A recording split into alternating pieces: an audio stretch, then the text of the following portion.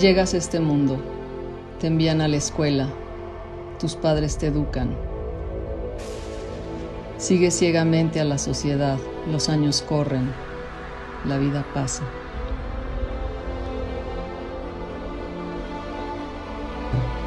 Pero a veces aparece un rayo liberador con múltiples formas. Amor, accidente, enfermedad, planta de poder, chamán, viaje iniciático, depresión, fiesta, encuentro fortuito con el misterio, noche profunda que conecta con el ser o un día tan ardiente que hace estallar en pedazos el alma. Justo ahí, en el impacto de un rayo cósmico, comienza el verdadero buen viaje.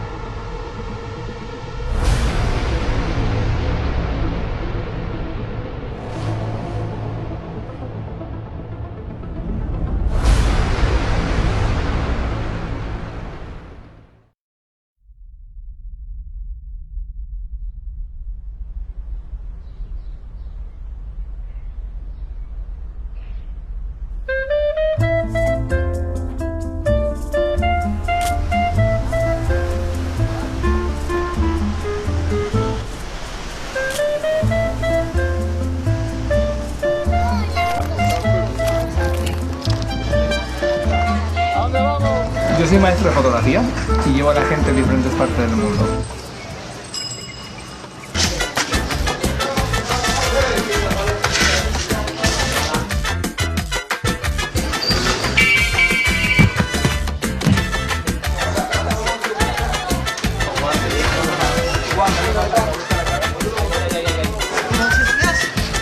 Y te me congelas, ese movimiento, ¿no? Ya llegaron los latinos, lo que le ponen la sandunga a la pista. Ya llegaron los latinos. Ya, el foco es su mirada y ahora darle su exposición. Y la iluminación es lo más importante en la fotografía. Sí. Es el alma de la fotografía. Y como la gente que pinta. A ver, Ale, ¿cómo va? Me gusta que estés dando espacio a las escaleras, que no te estés concentrando en el rostro, me gusta esa actitud. Y no muevas mucho la cámara. Retratar a alguien es retratar el alma. Entonces hay que hacerlo con amor y con respeto y con dignidad.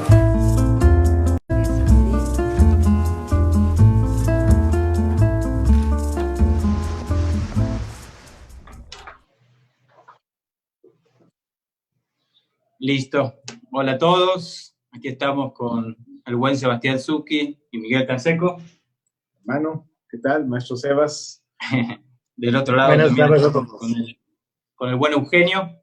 Y bueno, les vamos a contar un poquito para los que no conocen del Rayo. El Rayo es un programa que creamos con Eugenio y con Miguel.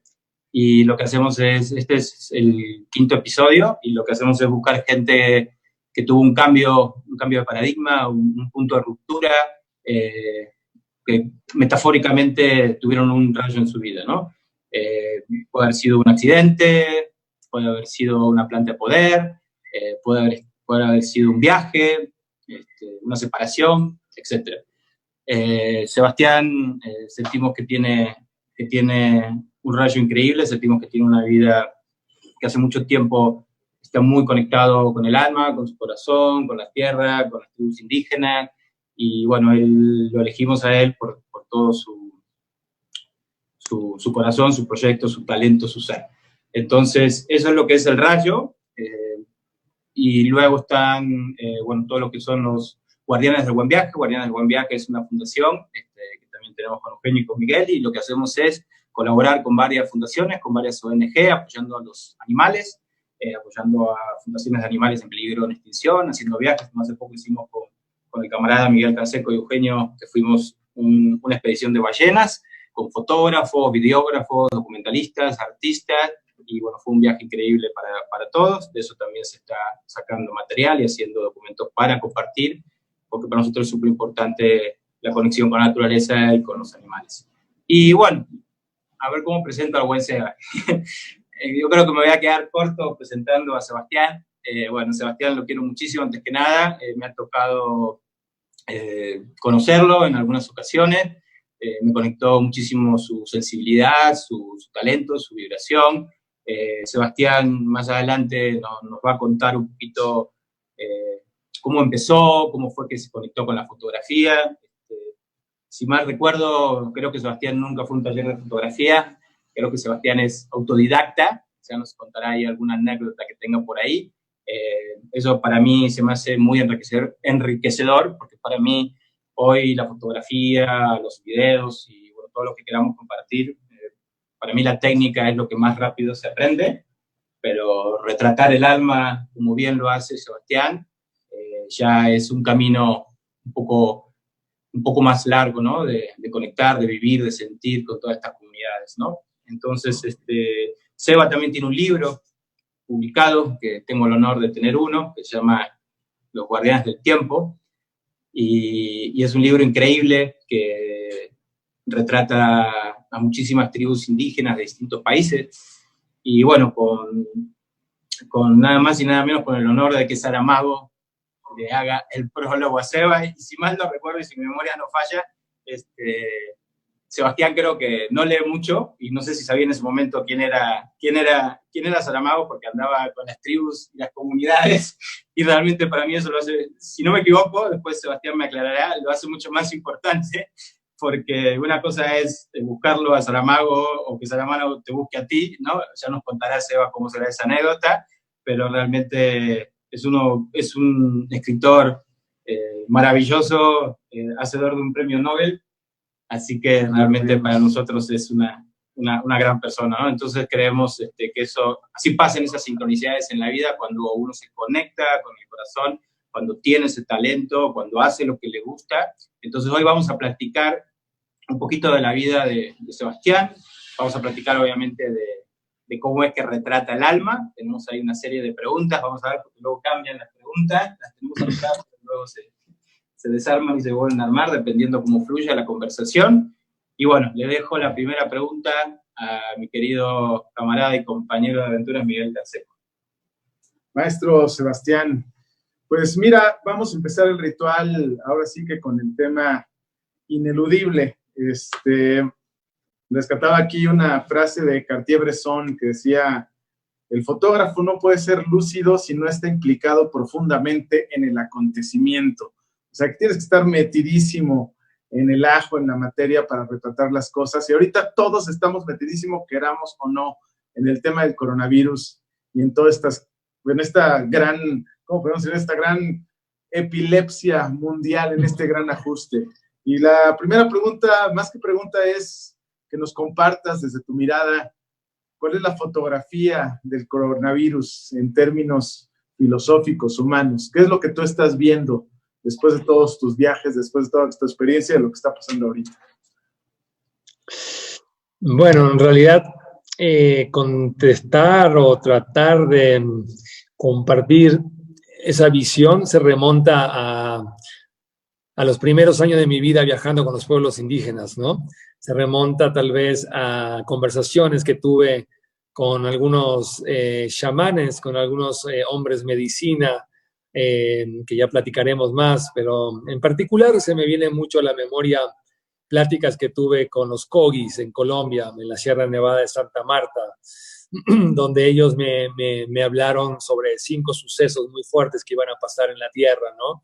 Y estamos hablando del año 94, año 94, cuando me encontré con don Ramón Robles Gil, que es uno de los líderes espirituales políticos de la Sierra Nevada de Santa Marta, y él me hablaba de como una revolución que iba a haber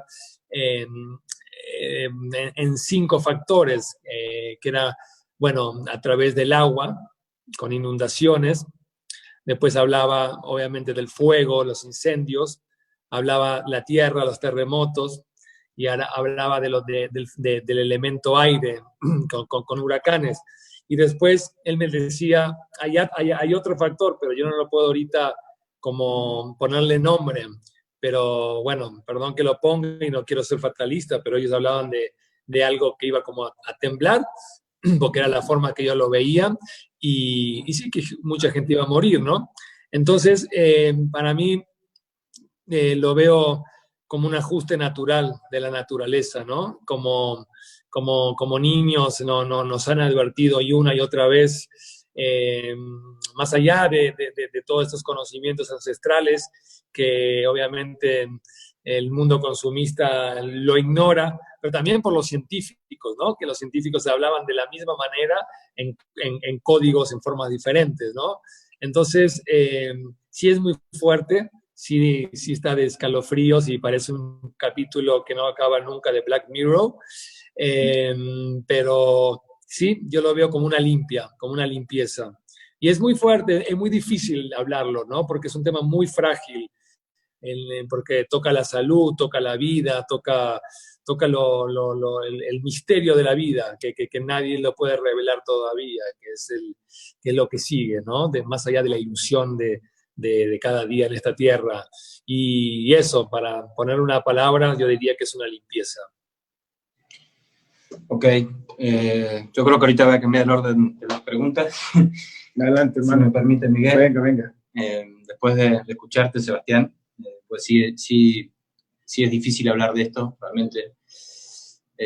Hay gente que muere, hay gente que lo está pasando muy mal, hay gente que no tiene trabajo, no tiene para comer, hay gente que sí tiene, pero no sabe qué hacer. En fin, hay muchísimos escenarios.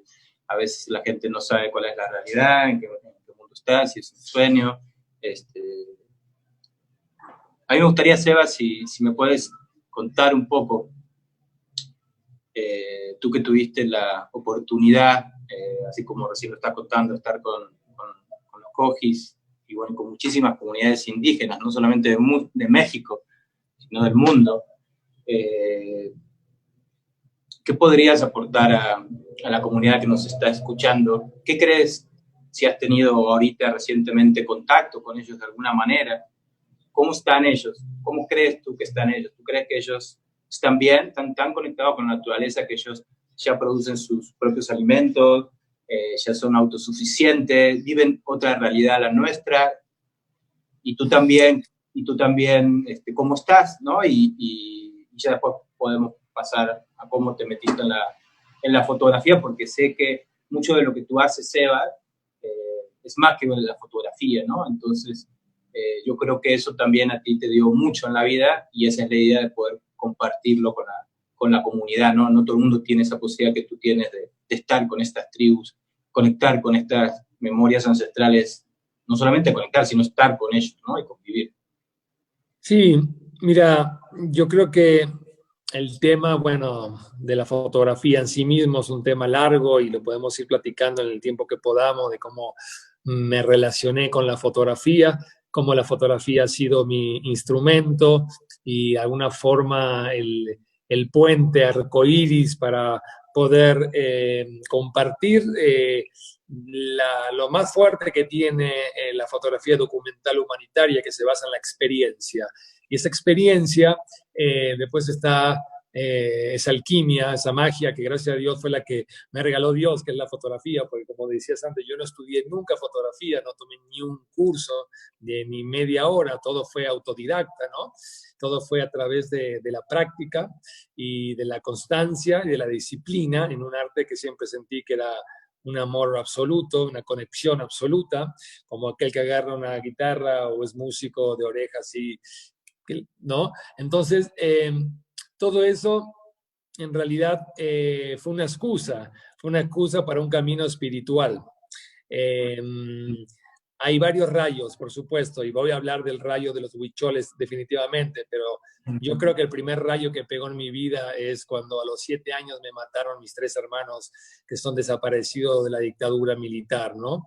Entonces, yo no puedo no mencionar eso como un primer rayo, ¿no?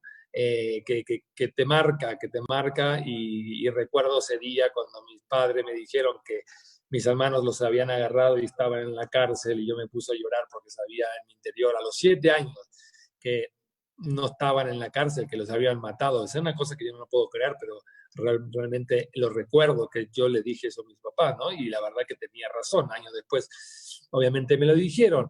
Entonces, hay varias cosas en la vida que hace cuando comienzo en la fotografía, sobre todo la mala educación que nos dieron en los colegios privados, donde nos enseñaron que la gente que se dedicó a matar a los indígenas en las campañas del desierto eran los héroes de la nación. Entonces, cuando uno ya crece y mira al otro lado, dice, oye, pues aquí hubo un engaño, acá hay una especie de conspiración, ahora sí, ¿no? Entonces, el camino de la fotografía se convierte en un camino espiritual, definitivamente, y como vuelvo y repito, la fotografía, en la maduración de la experiencia y del trabajo, poco a poco vas encontrando el vínculo de poderlo expresar, comunicar, compartir, ¿no? Tratando de que sea a través de una experiencia profunda, porque en realidad uno, ¿quién es para estar enseñando, ¿no? Yo siempre digo que en la vida no se dan consejos, se pueden dar sugerencias, ¿no? Entonces, cuando comienzo a vivir con los pueblos indígenas, empiezo a conocer algo que pensé que no existía más, que son los valores humanos, ¿no? Como dice en mi libro por ahí, toda esta experiencia me regresa a la fe en la humanidad, ¿no?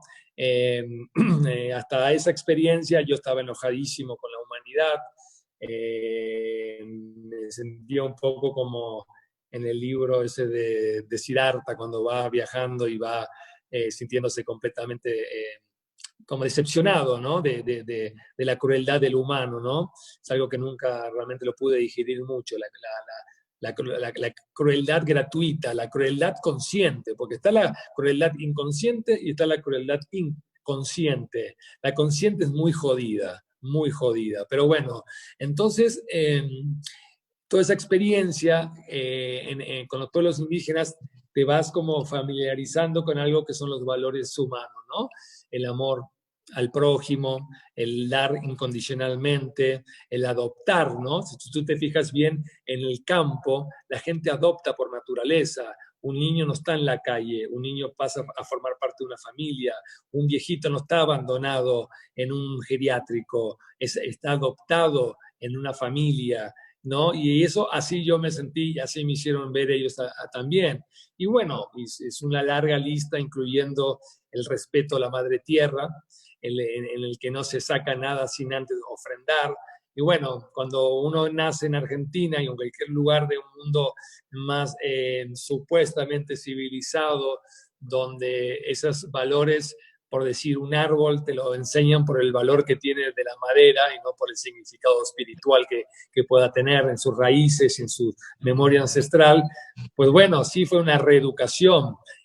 Sentí que esos 13 años en el colegio, en la escuela, fue pues más bien toda una manipulación para hacerte, ahora sí como bien puso The Wall, ¿no? Como maquinitas consumistas y no cuestionar, ¿no? Sobre todo nos enseñan a no cuestionarnos, sino como a aceptar las cosas tal como son, y ahí está un poco el peligro, ¿no? Y entonces en los pueblos, en la experiencia con los indígenas, uno empieza a ver que ese hilo que comunica nuestra memoria, nuestros padres, nuestros ancestros, o sea, somos todo lo que pasó, somos toda esa memoria, ¿no? Y en ese, como en ese poder que ellos trabajan, no existe el pasado, el presente y el futuro. En realidad es una misma línea.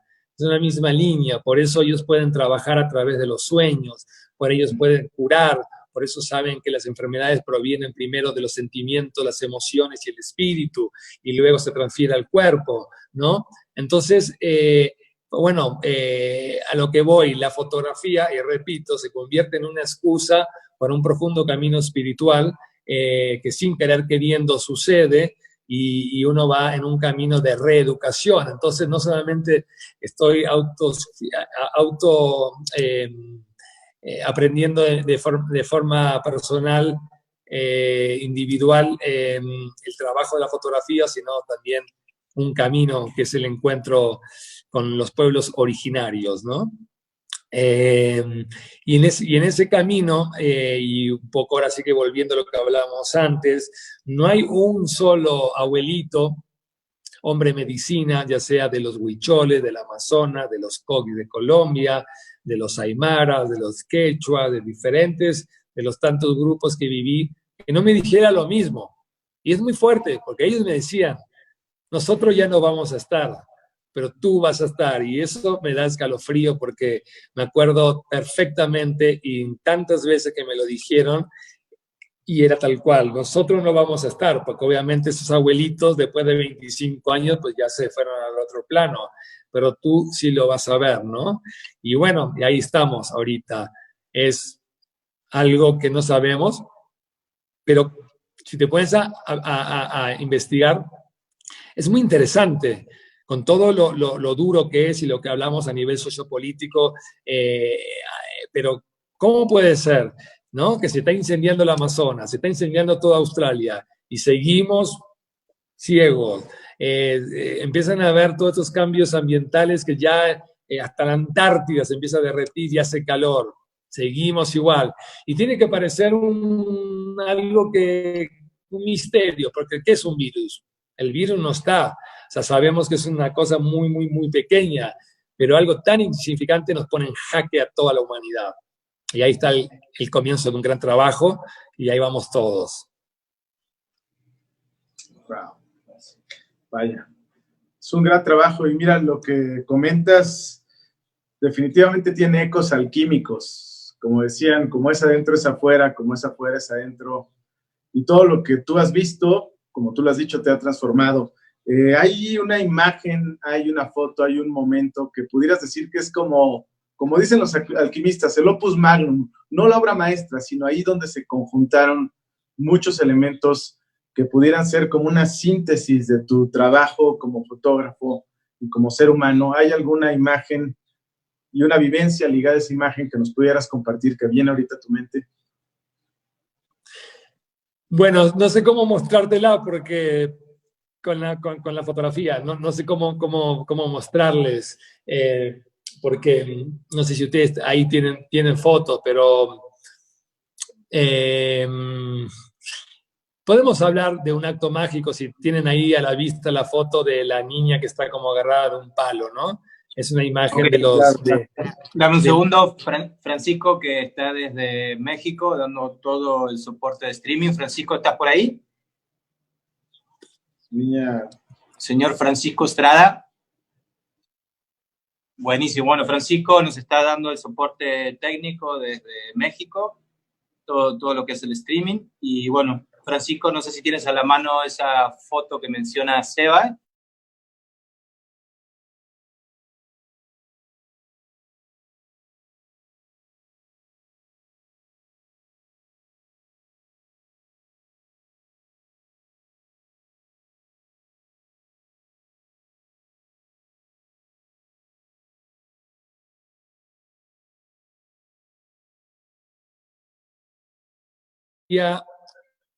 Tiene todo un relato. El relato es llegar a Ecuador y la noche que llego a Ecuador tengo un sueño y en ese sueño estoy en una tribu amazónica, desnudo, y como que me están cazando. Hay una cosa ahí de un ritual, ¿no? Entonces, al día siguiente me despierto en Quito, que es en la montaña, y le digo a esta amiga, que era una devota de Saibaba, amiga de mi hermana, y le digo, oye, tuve este sueño rarísimo.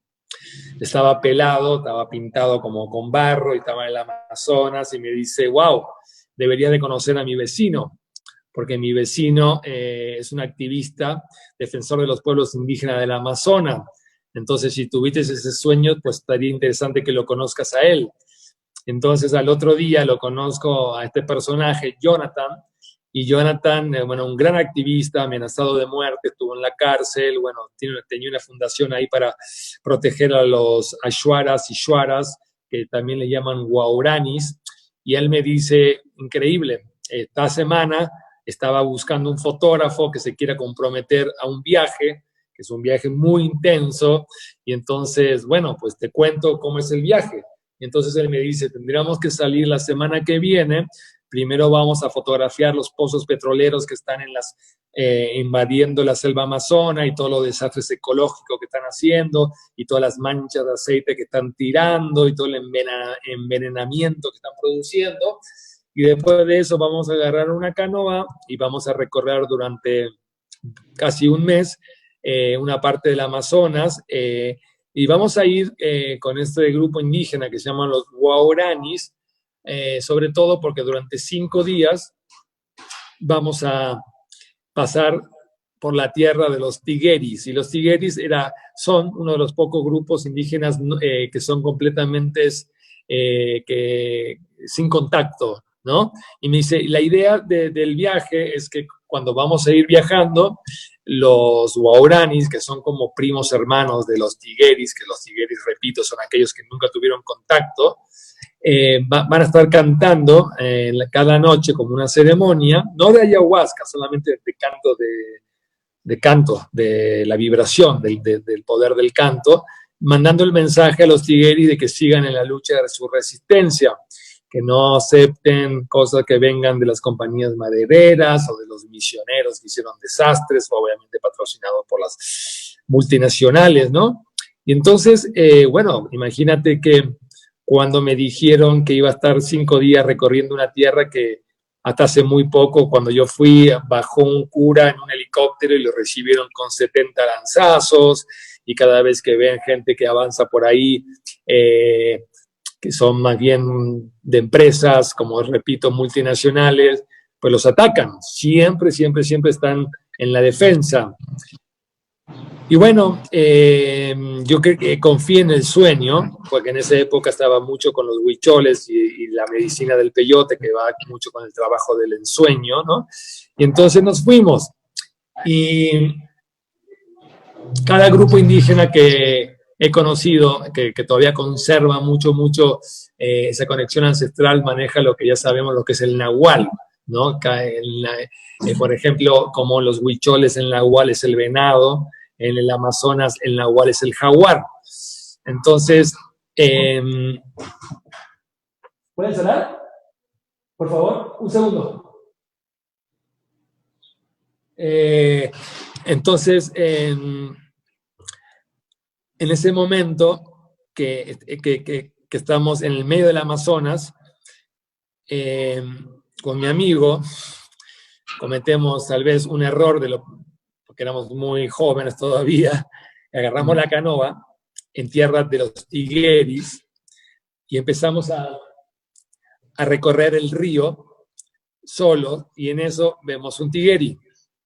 Y un tigueri es una persona completamente desnuda con una lanza, y los dos nos agarró un miedo que te puedas imaginar, y dijimos, aquí nos van a hacer brocheta, y los dos empezamos a remar, llegamos al campamento y dijimos a los guaraníes lo que pasó, y ellos nos dijeron, no era un tigueri, era un jaguar.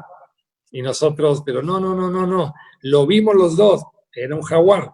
Bueno, después de mucho debate, ellos nos dijeron que vayamos más o menos a la zona donde habíamos visto al tigueri, y cuando llegamos allá, bajamos y había puras huellas de jaguares, ¿no? En realidad, puede haber sido perfectamente un tigueri que en el momento que nos vio, se transformó en un jaguar y se fue, ¿no?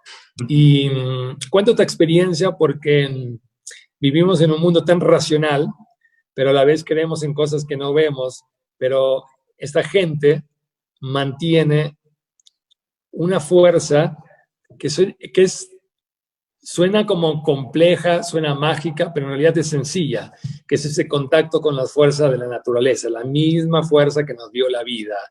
Y entonces solamente que ellos se pueden conectar con esa fuente. Y bueno, me parece que todo este último tiempo que hemos vivido en la humanidad, sobre todo, nos alejó mucho de esa fuente, ¿no? Tenemos el internet, dicen que estamos conectados, pero en realidad estamos como desconectados de alguna forma, ¿no? Y me parece que lo que está pasando ahorita, más allá de todo lo que hablamos, es una gran oportunidad, porque no hay nadie en la Tierra, ni el más pobre ni el más rico, que sabe qué onda ni qué va a pasar. Y espero, en mi deseo, para un poco terminar de redondear la pregunta que me formularon, que esto ayude un poco a que seamos, en mi esperanza, una humanidad mucho más empática y no devoradores del consumismo. Y creo que ya todos, del más rico al más pobre, cada vez que abre el refrigerador, ya está viendo las cosas que hay ahí adentro con otros ojos, ¿no? mientras que antes no teníamos. Y ahí vuelvo un poco a la fuerza de la ofrenda, a la fuerza de ser consciente y de alguna u otra forma siempre ofrendar antes de consumir o de recibir o de sacar, ¿no? Wow.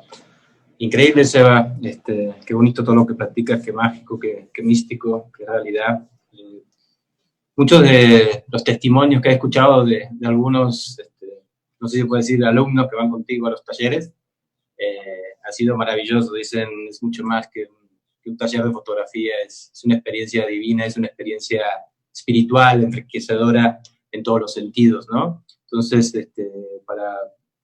para varios fotógrafos jóvenes que igual nos están escuchando, ¿qué consejos, más que consejos, porque bueno, ya dijimos que el consejo, ¿no? ¿Qué compartirías a esta gente, ¿no? Que está empezando en la fotografía?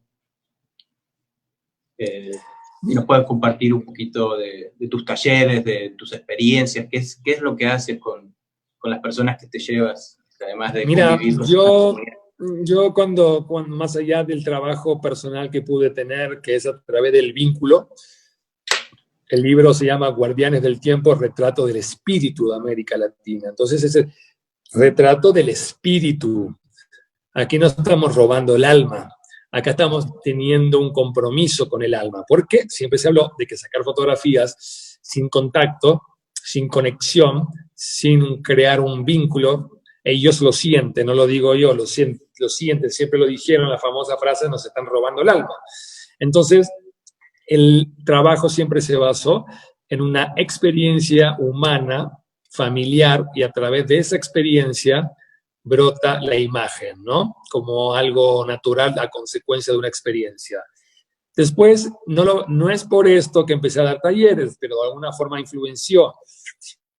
Me daba mucho pavor y mucha, pues sí, bronca cuando yo llegaba a una comunidad y bajaba el sábado, el domingo, al día de mercado y veía que llegaba de repente como en Chichicastenango, por decir, en Guatemala, un camioncito lleno de extranjeros, no importa si son franceses, japoneses o de dónde, y se bajan y entran a un mercado como si estuvieran en un zoológico sacando fotos sin permiso, con los lentes largos, y bueno, yo ahí tuve 1000 peleas porque me metía entre el fotógrafo y la persona, y ahora andaba como Robin Hood, ¿no? Como diciendo, oye, pide permiso, ya sabes, me empiezan a putear y yo pues ahí nunca fui de la violencia, pero tratando de decirle, oye, pero no son animales, cabrón, o sea, de hola, ¿qué tal?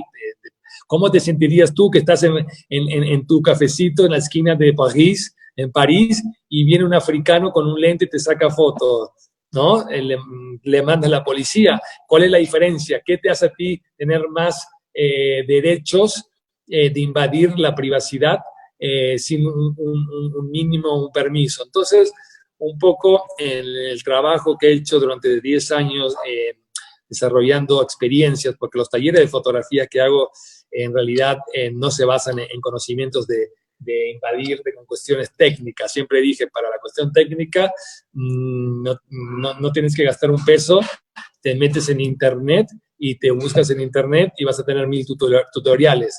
Pero el trabajo de la experiencia humana, del vínculo, de cómo relacionarte para previo fotografiar, eso sí es lo que yo puedo compartir, porque fue lo que he hecho y he vivido toda mi vida.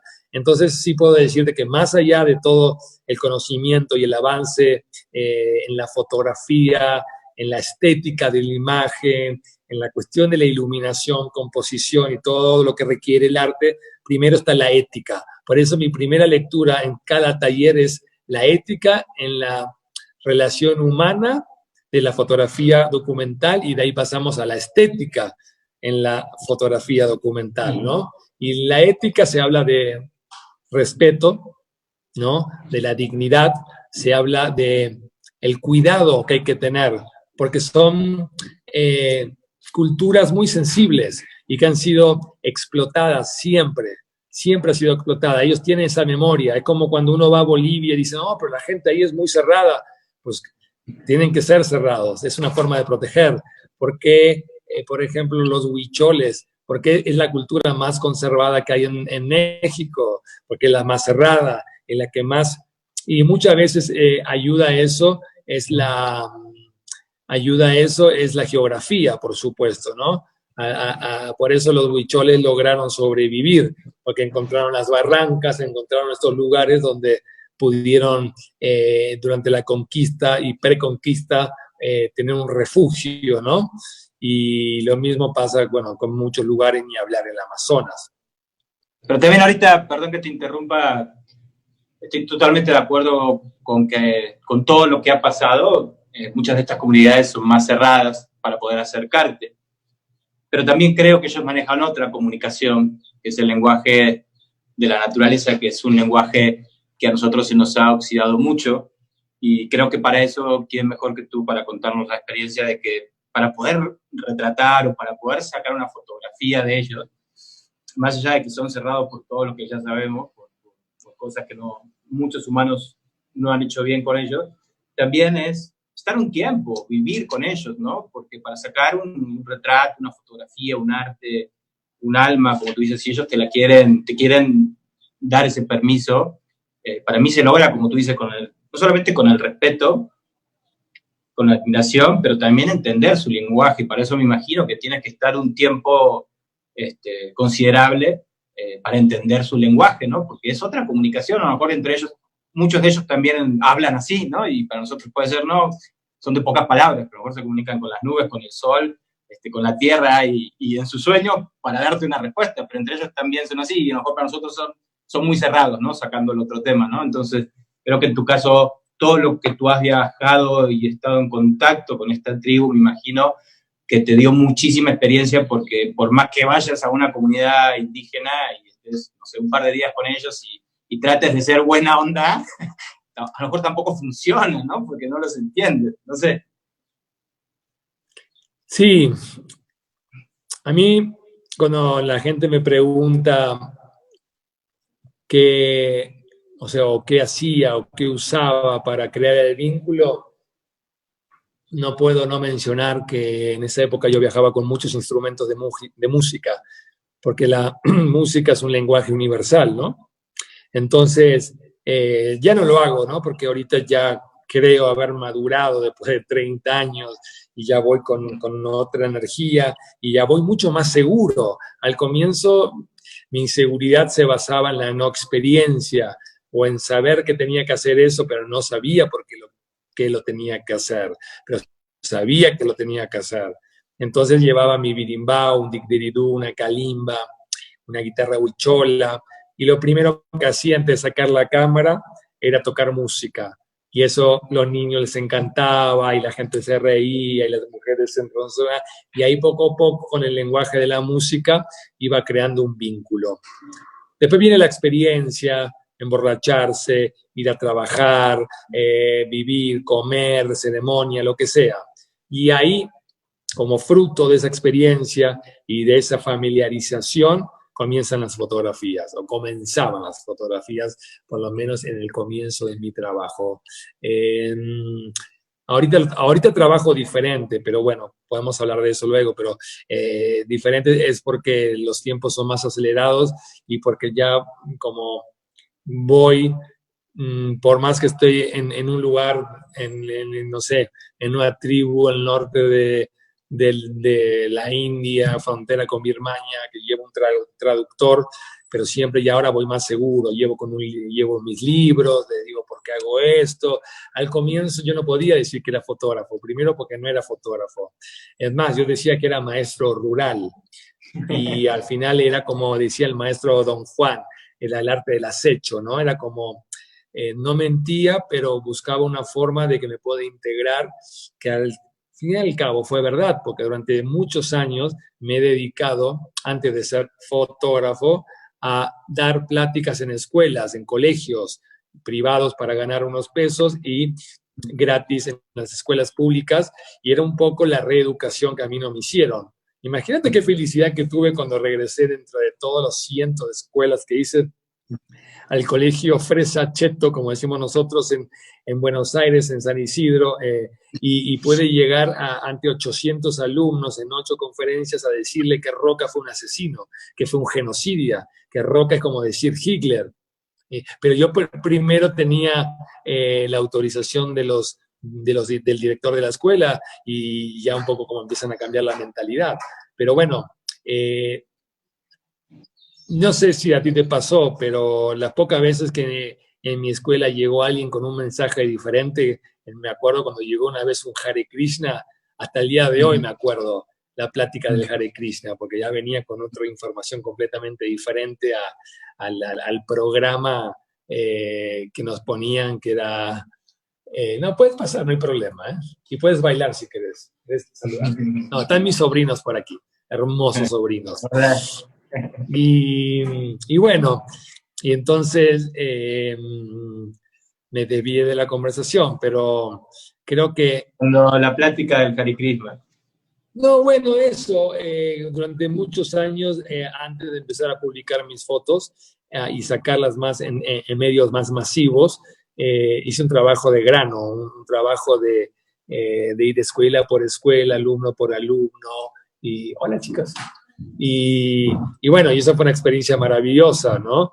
Porque era pedirles a ellos que nos cuenten lo que sintieron, lo que vivieron. Tengo miles de cartas de niños de escuelas, y yo no iba como fotógrafo, era como un hippie caminante que había vivido en la profundidad de los pueblos indígenas y les compartía la riqueza de valores humanos, como decía antes, que ellos viven, cómo hacen sus casas, su medicina, cómo ofrendan, cómo rezan, cómo se conectan con los elementos de la naturaleza. Y bueno, entonces es un largo camino, pero básicamente siempre basado en poder aprender un poco de una memoria ancestral, ¿no? Por eso creo que todo lo que está pasando ahorita es una gran oportunidad para un retorno, ¿no? No un retorno a la época de que vivimos en las cuevas, pero me parece que es un momento del retorno a ese factor humano que estamos perdiendo. A mí me pasó que yo crecí con las puertas de las casas abiertas, ¿no? Mi casa estaba abierta, el portón de la casa estaba abierta, y ahorita pues vivimos obviamente fundidos en el miedo, ¿no? Entonces, bueno, la verdad que estamos viviendo un momento, no sé cuál poner la palabra, ¿no? Porque no le quiero poner la palabra interesante, pero sí estamos viviendo un momento, pues, digamos, muy especial, definitivamente. Ok, el buen Miguel tiene una buena pregunta. Por cómo has planteado todo tu trabajo, pues hablas mucho de ofrenda, ¿no? Hablas mucho de dar, ofrendar, todo lo que pasa por tu espíritu, entregarlo. Y pues tu libro es una ofrenda. Y mi pregunta es, ¿cómo haces partícipe de esta ofrenda a un premio Nobel, a José Saramago? ¿Cómo llega a esta gran ofrenda que es tu libro? Sí, mira, gracias por verlo así tan sensiblemente, pero definitivamente mi libro es una ofrenda a ellos, es un tributo a ellos, es lo mínimo que podía hacer después de que ellos me abrieron sus casas, sus corazones, la confianza de que me transmitieron tanto conocimiento. Yo sabía que tenía que ese libro sacarlo y darle vida. Entonces, trabajé y como todo, viví una crisis también, otro rayo que fue la separación con mi pareja. Terminé en México alquilando una casa literalmente de 900 pesos el mes, era un cuarto de adobe, no tenía un peso, vendía postales en El Ciruelo, que es un restaurante en México, en Tepoztlán, que es un restaurante donde va la gente más adinerada, y yo había hecho unos paquetitos muy delicados donde vendía 5 postales y con eso pagaba mi renta. Y la gente veía mis fotos y decía, oye, pero esto parecen fotos como de National Geographic, bla, bla, bla. Y yo decía, gracias por el cumplido, pero en realidad lo que me gusta es que mi trabajo se pueda comunicar personalmente. Y así que si yo hubiera tenido el orgullo de no, ¿cómo yo voy a salir a vender postales a la calle? No hubiera conocido a la editora de mi libro. Entonces, en ese simple acto de salir a vender tus postales para pagarte la renta y la comida de cada día, encuentro a la editora de mi libro. Y bueno, y ahí ella se pone a llorar cuando ve el trabajo, se emociona. Y lo de Saramago creo que es algo para compartir porque es un poco un ejemplo de que cuando uno está en el camino y está haciendo lo correcto, las cosas se abren, las cosas se manifiestan, ¿no? Y entonces la historia es que ya buscando sponsors para el libro, algunas editoriales empiezan a conocer mi trabajo, me empiezan a conocer, a mandar, y un día está mi padre, que era un gran ser, y también escribía, había estudiado literatura a los 70 años, y le comento, oye papi, el jueves voy a fotografiar a José Saramago. Es un escritor, le digo, hijo, ¿me estás jodiendo? O sea, ¿qué? ¿No has leído a Saramago? Le digo, papi, yo he leído Carlos Castañeda hace 29 años y nunca leí nada más. Yo no puedo leer, tengo déficit de atención y dislexia, ¿no? Entonces, me dice, no, ay, hijo, no, qué bruto que eres. Y me empieza a hablar de Saramago. Esa noche la llamo a mi mamá. Le digo, mami, lo voy a ir a fotografiar a Saramago. Y mi mamá era fanático de Saramago. O sea, para mi mamá era Eduardo Galeano y Saramago, eran sus estándares, ¿no? Entonces, le digo, ok, yo entonces me compro la jornada, empiezo a leer el diario y veo que Saramago, en un reportaje que le hacen, habla de la nación indígena como una nación unida y no fragmentada. Exactamente era lo mismo que yo traía en la cabeza. Yo trataba de comunicar al pueblo indígena como una nación. No importa de una nación, la palabra nación no habla, de como una misma comunidad, como una misma familia, como una misma entidad, porque no importa de dónde sean o qué cultura o qué mitología manejan, pero manejan como una misma sensibilidad de conexión con la madre tierra. Y bueno, entonces estaba a 20 días de publicar el libro, había intentado con Rigoberta Menchú, pero la cosa no había fluido, quería que lo escribiera, de hecho, Eduardo Galeano, pero ya le acababa de escribir un prólogo a Sebastián Salgado, y yo dije, no se está dando, qué pena, y entonces me mandan a fotografiarlo y me armo como un discurso interno de cómo encararlo, ¿no? Voy a prender una luz, espera. Qué maravilla. Salgado, ¿no? También. Bueno, ya cuando estás en las ligas de Sebastián Salgado y Galeano, pues, entonces, a ver, venga. Entonces, estoy en la entrevista, entonces la entrevista era de 9 a 9 y media, la entrevista de 9 y media a 10 las fotos. 9 no llega, 9:10 no llega, 9:20 no llega, 9:43 llega Saramago a la entrevista con la revista, una revista, ni me acuerdo cuál era, ¿no? Una revista creo de Mexicana de Aviación. Entonces yo digo, no puedo perder tiempo. Mientras que le hacen la entrevista, le voy a hacer las fotos. Entonces termina la cita a las 10 y le digo, maestro, ¿usted me podría regalarme 2 minutos de su vida que le quiero compartir algo? Y él me dice, 2 minutos es muy poco. Dice, tomate el tiempo que tú tengas que tomarte para decirme lo que quieras decir. Eso ya, y agarro y le pongo el dummy y en 3 minutos le cuento una abreviación de mi vida, de mis hermanos desaparecidos y de mi búsqueda durante todos estos años. Y le digo, cuando acabo y le muestro la foto, le digo, y sería un gran honor tener una página con su pluma. Y me dice, Sebastián, para mí es una obligación escribirte ese prólogo. Y ahí me mató. Porque esa palabra la voy a recordar para toda mi vida. Es una obligación. Y ahí mismo me anotó con su plumita, su email, todo. y bajé y yo estaba con el corazón así que me estallaba. Y de ahí me tenía que tomar un taxi a Coyoacán, de la zona rosa a Coyoacán, para sacarle más fotos para la revista, y en eso escucho Sebastián. Y era él que venía en el auto con su chofer y me dice, súbete, nosotros te llevamos. Y ahí comenzó una gran amistad.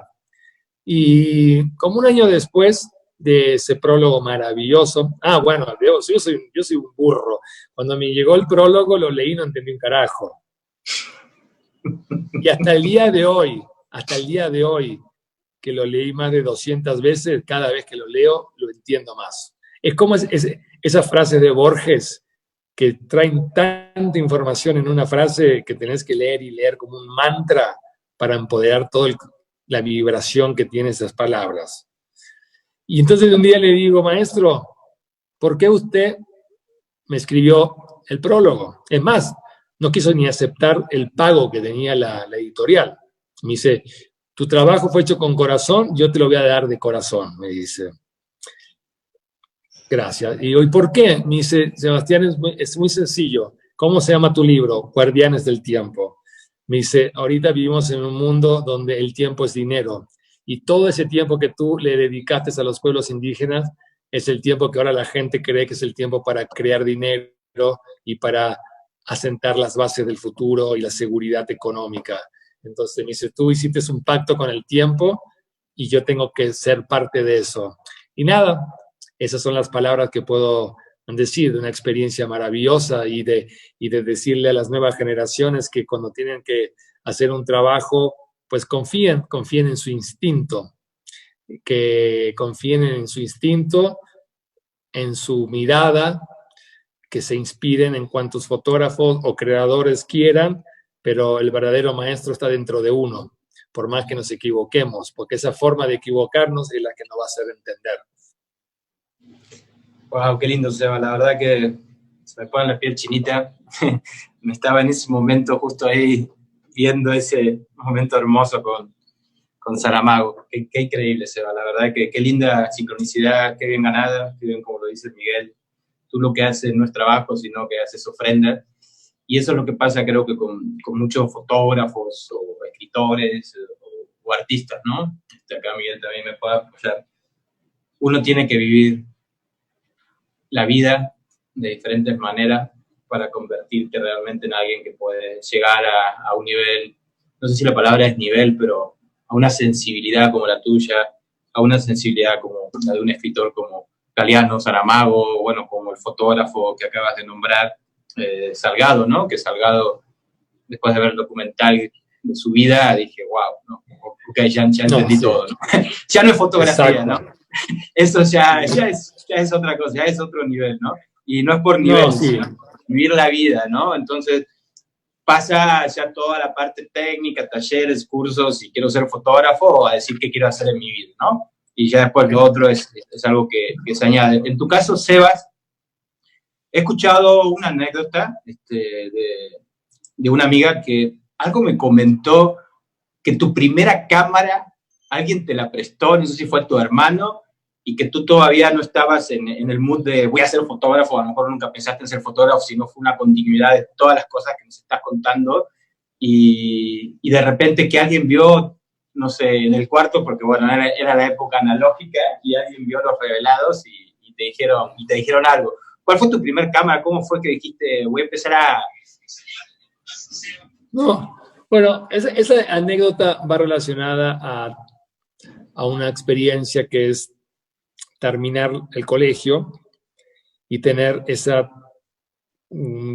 privilegio, bendición, de un padre que tiene la posibilidad económica que te diga, hijo, no tienes ni idea qué vas a hacer de tu vida, tómate un año sabático, te voy a ayudar, vas a viajar, porque yo quería viajar, lo único que quería era viajar y escaparme.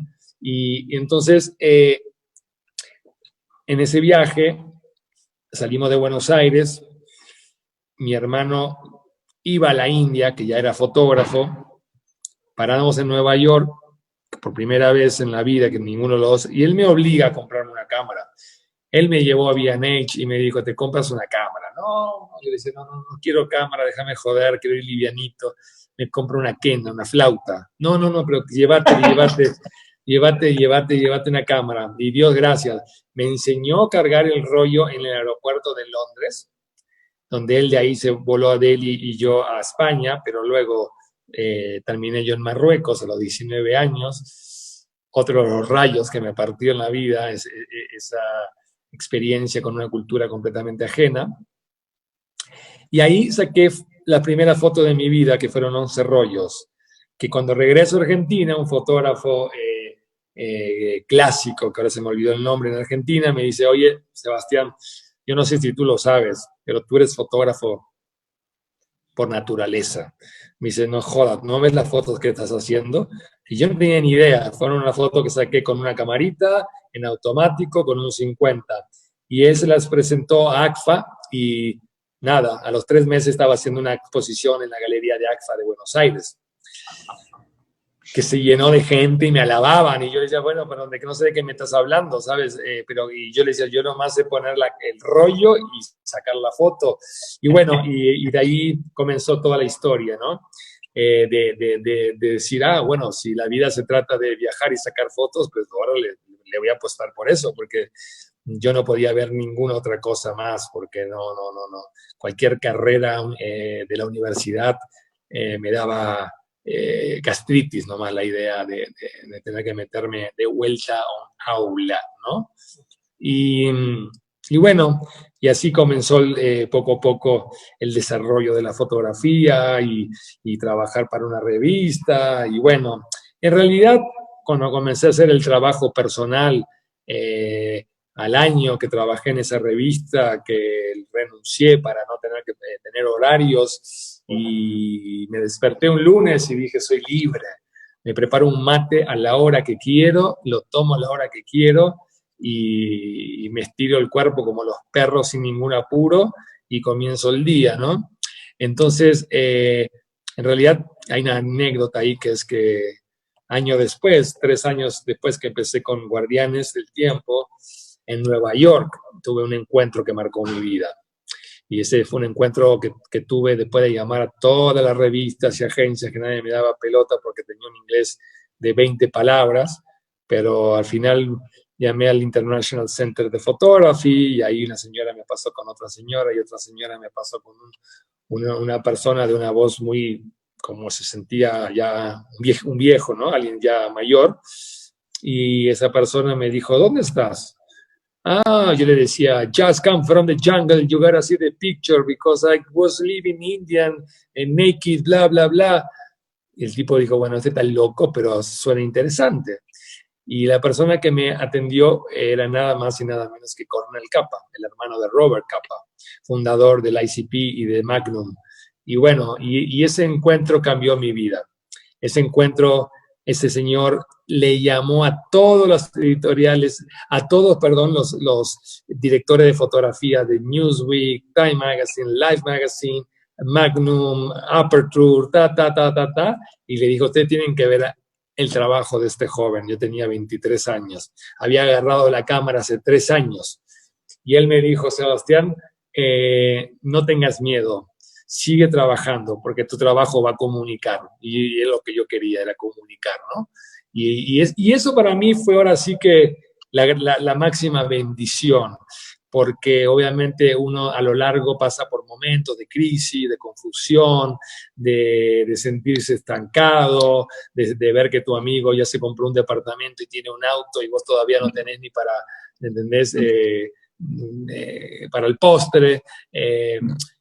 Entonces, fue un momento que me dio mucha seguridad en todo el tiempo. En los momentos de más crisis, yo pensaba en las palabras de Cornel Capa y sabía que ahí había algo que yo no sabía, porque yo no sabía que era buen fotógrafo, yo no tengo educación artística, yo no es que digo, yo tengo un concepto y manejo este concepto y le pongo a mi trabajo conceptos, no. Fue un trabajo como crudo, raw, y creo que eso fue lo que les gustó a la gente cuando lo mostraba en Nueva York. ¿Por qué no hablo de Nueva York? Porque mi mamá vivía en Nueva York y me dio la posibilidad de estar ahí sin tener que pagar un peso porque tenía un departamento y yo llegaba a la Santa Madre a dormir y a comer.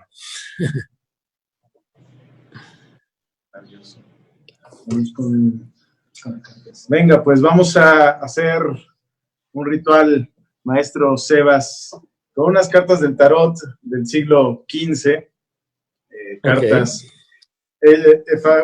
hechas en Milán, pintadas por un artista de Florencia que se llamó Bonifacio Bembo. Voy a mezclar las cartas que aquí están, las muestro para los que nos están viendo.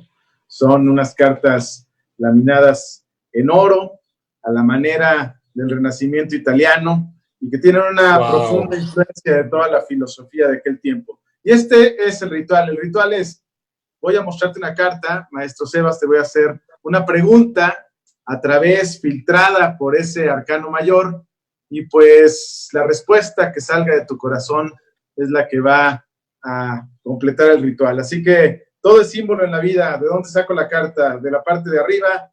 ¿De la parte de abajo? De la parte de abajo la Venga. puedes sacar. Sí. Ok, la saco de la parte de abajo. ¡Wow! Vaya carta. El arcano 13, la muerte, la transformación radical. Y la pregunta es, ¿cómo ha sido esa transformación radical? ¿Es necesaria esa transformación radical? ¿Qué es para ti la transición? Sí, no, definitivamente. Fue muy interesante porque cuando me empezaste a hablar de las cartas, vi esa carta. Vi la carta de la muerte, porque estamos hablando del miedo que hay ahorita, del coronavirus, de todo lo que estamos ahorita, ¿no? Obviamente nos pone en jaque porque estamos hablando de vida y muerte, ¿verdad? Y de alguna u otra forma la vi esa carta, ¿no? Y qué maravilloso que haya aparecido, porque me parece que es el momento para, primero Dios, que estemos en vida porque amamos la vida y amamos la familia y amamos los mangos, ¿no? Pero creo que sí es una oportunidad para morir, y morir no significa morir en lo físico, para morir viejas costumbres, viejos hábitos, viejas manías, como le llamamos, o miedos, creo que es un momento para reinventarse. O sea, tenemos que reinventarnos. Yo soy uno dentro de los millones que se quedó sin trabajo, porque yo vivía de los viajes, de la fotografía, y bueno, como dice aquí mi hermano Martín, cada quien le está tocando con las herramientas que tiene. Hay gente que tiene millones de dólares, pero no tiene herramientas espirituales. Hay gente que no tiene un peso, pero tiene herramientas espirituales y lo está disfrutando. Ahora sí que hay de todo para todo en el tango que nos tocó bailar, ¿no? Pero creo que esa carta lo que nos está hablando es justamente que es lo que hablamos del comienzo, la depuración, la eliminación de lo que ya no nos hace falta, ¿no? Y yo creo que ese es el momento, y ese es el momento de la oportunidad que se nos está dando, ¿no? Vuelvo y repito, es complejísimo lo que está pasando, y no me gusta a mí hablar de un lado que tal vez es mucho más cómodo o privilegiado que mucha gente que la tiene bravísima, ¿no? Al no saber cómo va a pagar la próxima renta del mes. Yo, gracias a Dios, tengo una casa, pero bueno, yo tengo una creencia, o por lo menos es una fe, que todo lo que a uno le toca vivir es porque estamos preparados para tenerlo que confrontar. Y por más que sea durísimo, hay algo en nuestra naturaleza que estaba listo para, como guerreros, tener que afrontarlo. Entonces, la muerte en la vida, morir en la vida. Hablamos del rayo. El rayo es la muerte, y la carta que nos tocó es exactamente eso, el rayo, la muerte, la transformación, la metamorfosis, lo que nos enseña una simple mariposa, ¿no? Que pasa de ser una oruga a un ser maravilloso. Entonces, Dios quiera, o la naturaleza quiera, que lo que estamos viviendo es para que florezcamos como una humanidad mucho más empática, más cariñosa, más amorosa, ¿no? Wow, increíble, Sebas.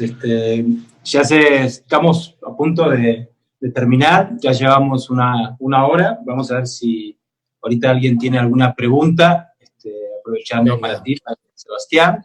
Y yo te quería hacer una última pregunta.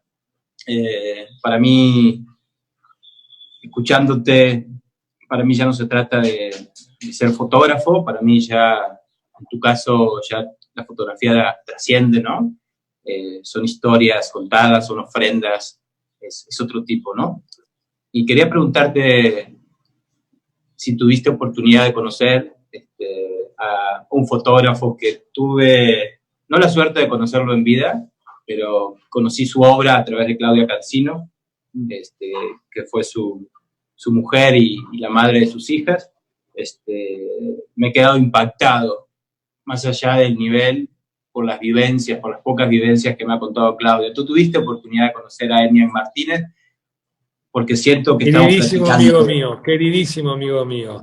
Nos hemos agarrado las mejores borracheras en San Miguel de Allende. Hemos tenido experiencias de empezar a las 11 de la noche y terminar a las 7 de la mañana con él y David Anand Harvey, que es otro fotógrafo maravilloso de Magnum, pero sí tuve la oportunidad y siempre dije, de mi fotógrafo favorito de México es Enian Martínez. Wow. Venga. Cerrando, me encantaría que mi amigo, camarada acá Miguel Canseco, si quieres dar una conclusión. Bueno, nada más decirte, maestro Sebas, que no sé si lo sabías, pero eres un lector de tarot natural. Puedes ponderarla como una actividad alterna porque pues viste justo la clave esotérica de la carta de la muerte, que es la vida manifestándose. Y la muerte es quedarse estacionado y la vida es cambio. Entonces, pues encontraste ahí el color debajo de lo que se supone que es negro y pues qué honor hablar contigo, maestro, de verdad. Qué honor, es cargar el alma con todo lo que tú has cargado tu alma y qué generoso de tu parte compartir. Y bueno, toda la comunidad, ¿cómo? No, perdón. Yo también, antes que nos vayamos para el cierre, les quiero a ustedes agradecer, ¿no? También abrir estos espacios, abrir los canales.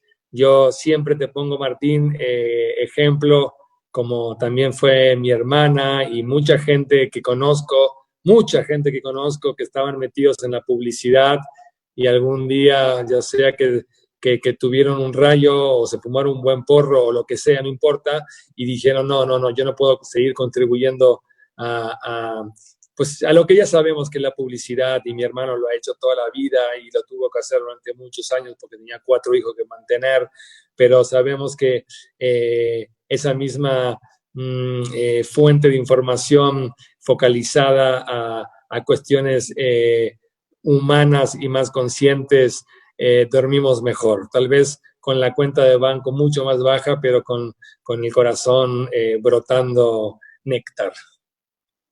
Ay, qué lindo, Seba, la verdad es que me encanta, como siempre, platicar contigo, compartir cosas. Ojalá pronto volvamos como una mejor humanidad. Así es. Que no sea la vida normal. Ojalá pronto, Sebas, con Eugenio, no lo platiqué todavía con Miguel, pero me imagino que también le va a dar muchas ganas que algún día organicemos pronto algún buen viaje juntos. Completamente, será un placer. Y cuando vengan por Tepoztlán también, primero Dios, aquí los recibiremos. Y bueno, quiero agradecer a Mezcal Buen Viaje, a Casa Buen Viaje, a Eugenio, a Emi, a toda la gente, a Francisco Estrada, que nos está haciendo todo el streaming, para que podamos poder hacer esta plática. Y bueno, ya saben, pueden conectar a Sebastián en sus redes sociales, Fotosuki en Instagram, y ahí pueden platicar con él para, si están interesados en estas experiencias maravillosas que hace en sus viajes. Yo me anoto, ojalá pronto pueda coincidir contigo, sería una gran alegría para mi corazón y poder compartir, ¿no?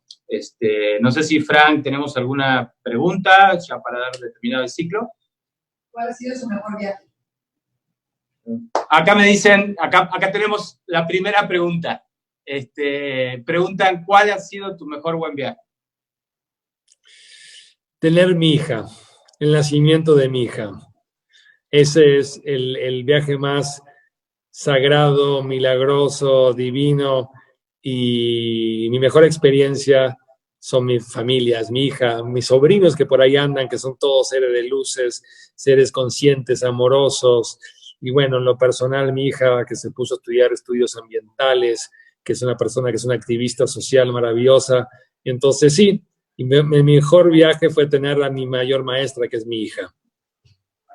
Wow, qué bonito, qué bonito. O sea, ahorita que me hablas de tu hija, me acuerdo cuando te vi la última vez con Eugenio en Oaxaca, estamos manifestando el viaje a Nueva Zelanda con los indios maoríes, así que ojalá se pueda manifestar pronto con las ballenas, también con tu querida amiga Gabriela Puch, con el otro amigo Cristian Bissell, y bueno, y todo un grupo de gente súper hermosa con un corazón abierto. Ojalá pronto se pueda manifestar ese viaje para seguir conectando con los animales, con las ballenas, con los mitos, con los indios, con el lenguaje y con lo que creemos que es lo esencial, ¿no? Si realmente creemos que vivimos en una unidad es todo, están incluidos los animales, ¿no? Entonces, ojalá pronto ese viaje contigo se pueda manifestar porque te vimos ahí por todo lo que hacen, ¿no? Los animales están felices. Ahora tienen los seres humanos encerrados y los animales libres. Están en una pinche fiesta que no se la acaban. Totalmente, totalmente. Bueno, Frank, ¿alguna pregunta ya para haber terminado?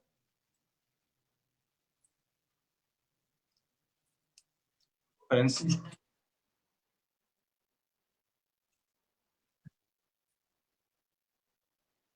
Buenísimo, Sebas. La plática, gracias a Francisco, queda grabada en Facebook. Por si alguien luego de tus amigos o gente la quiere ver, está ahí grabada. Pásame luego el link y mañana la publico, ¿te parece? Ah, perfecto, qué buena idea, gracias. Venga. Sí. Bueno, chicos, ánimos, brindemos por el mezcal que está por ahí. Venga, y claro. altas vibras, Ahí está.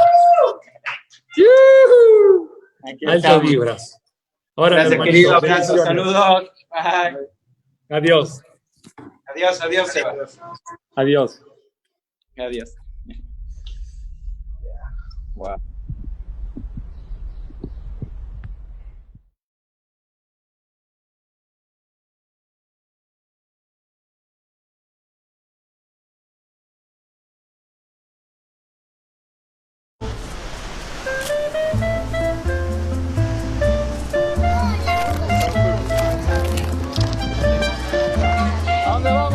Yo soy maestro de fotografía y llevo a la gente a diferentes partes del mundo.